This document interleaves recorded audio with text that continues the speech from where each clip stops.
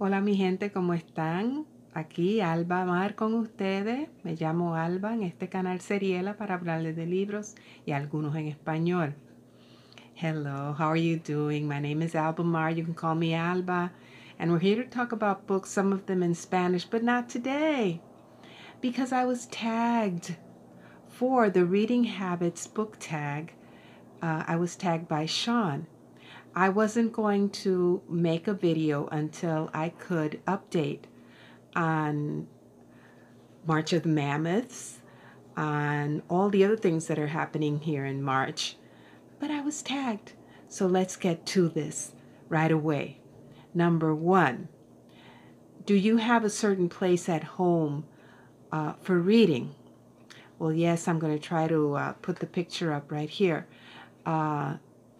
I prefer the corner of my sofa with my yellow reading lamp, or the dining room table where I have some book holders. I have a rickety one that's for like lighter books, and then I have a sturdier plastic one for the hardback books. Bookmark a random piece of paper. I have bookmarks. I love bookmarks. I prefer, although I have a lot of these kinds of bookmarks, right? I prefer them not to be shiny when I read. I love this one. Sabrás que te quiero. That's taken in Viejo San Juan. And this was painted by my daughter. But since they have that shiny, reflective superficie, surface, it distracts me while I'm reading. What I really prefer as a bookmark are the ones that have the white cardboard in the back, because that's what I use to scroll down while I'm reading. And I do that on my ebooks also. Any white piece of cardboard to go along and mark as I read. Oh, and then I have these. I love the magnetic ones, but I don't use these when I go out or when I take the book out of the house, because they bend. And I have the magnetic ones here. Oh, and I have a Frida Kahlo one that I found at my favorite bookstore. A Frida Kahlo, right there. Frida. And I have another Frida, I think, here. Yeah, there's Frida again. And I just put them, connect them onto my reading lamp, and they're always there. Can you just stop reading, or do you have to stop after a chapter or at a certain amount of pages? I can stop anywhere. I would prefer to stop after 50 pages or at the end of a chapter, but I can stop anywhere. Do you eat or drink while reading? Yes, I usually or drink coffee or drink tea. And if I am at the dining room table and I put the book on a book holder far away from my plate, I can read that way also. Music or TV while I'm reading? Well, that depends. I don't read with the TV on, but sometimes I will listen to soft instrumental music. That was before BookTube. Now that I'm reading so many books at the same time, I prefer reading in silence. Now, when I'm reading in Spanish, history books especially, sometimes I'll put on a playlist of danzas, instrumental danzas, not danzas that are sung. And I might include a playlist down in the description notes. And that helps me create like an atmosphere for my reading. Oh, and another type of music that I used to listen to when I read or when I read is Chinese music. I don't know why. If I put on some relaxing instrumental Chinese music, I can really concentrate on my reading. I don't know what it is. One book at a time or several at once. Before BookTube, it was definitely one book at a time. But now, since discovering BookTube, the floodgates have opened. As you can see in my videos. Reading at home or reading anywhere, especially now that I have the Kindle app on my phone, I can read anywhere. And for me, there's no excuse. There's no excuse for not to take a book with me to the post office. If I know that there's going to be a line at the post office, I take a book. There's something to read at the post office. If I know there's going to be a line at the bank, I don't have to be complaining about the lines at the bank. I can read a book. Same thing in the waiting rooms for the doctors, medical appointments, dental appointments, all of that. There's no excuse. There's a book, or a physical book, or there's a book on the phone all the time.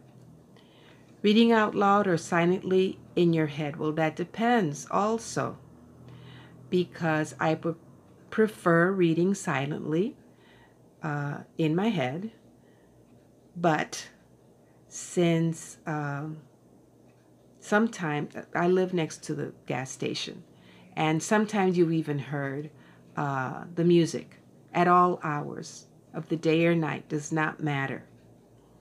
And if I get assaulted by a boombox on wheels and the apartment starts vibrating and I really want to continue reading, I will definitely read out loud as I possibly can.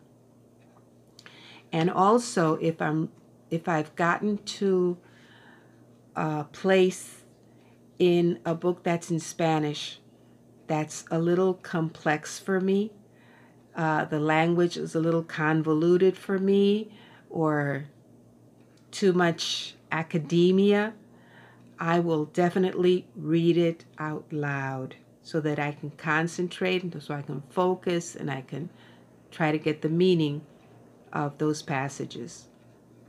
Number 9, do you read ahead or even skip pages? Well, no, I don't read ahead. If it's a nonfiction book and there are footnotes, I will definitely go back and search out and read the footnotes. And if it's a clunker, like at Canaan's Edge, and I see a name that has been repeated previously that I don't really recall what I read when I saw that name before, I will go into the index and search that person out and go back and reread and refresh my memory.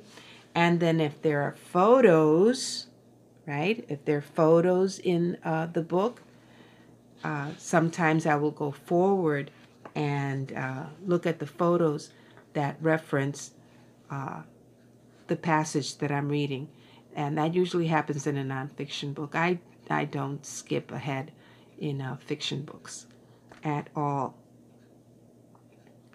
Number 10, breaking the spine or keeping it like new. I do not mind breaking the spine. I would prefer not breaking a spine on one of those books that falls apart and the pages start falling apart. One of those cheaply made paperback books. But a good one, like The Known World. Oh, this is a kind of bookmark that I have, but I don't use these frequently. And sometimes I'll do this when I'm reading a very good paperback book that does not fall apart. I can read it with one hand. I will do that frequently. And no, I don't I don't stress about breaking spines in the books. Do you write you write in your books? I showed you before. Yes, I write in the books. And for example, here in the known world, that really helped me circle every time I found the word world. It really helped me realize just how important that concept was to the author. I'll do this a lot, exclamation marks. I'll laugh out loud. I'll do this a lot, especially nonfiction, or if a character is vile and evil, or the situation, asterisks for important details.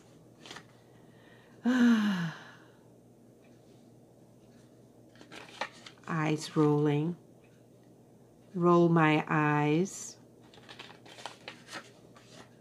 This one. This is one for Pride and Prejudice that I used recently. If the language is beautiful, I'll do this a lot, or the sentiment. And if it makes me cry, I'll do this. And I always write in my books. Here I circled the word pride. How often pride showed up in that section of Pride and Prejudice. So yeah, I write in my books a lot. I have conversations with my books all the time.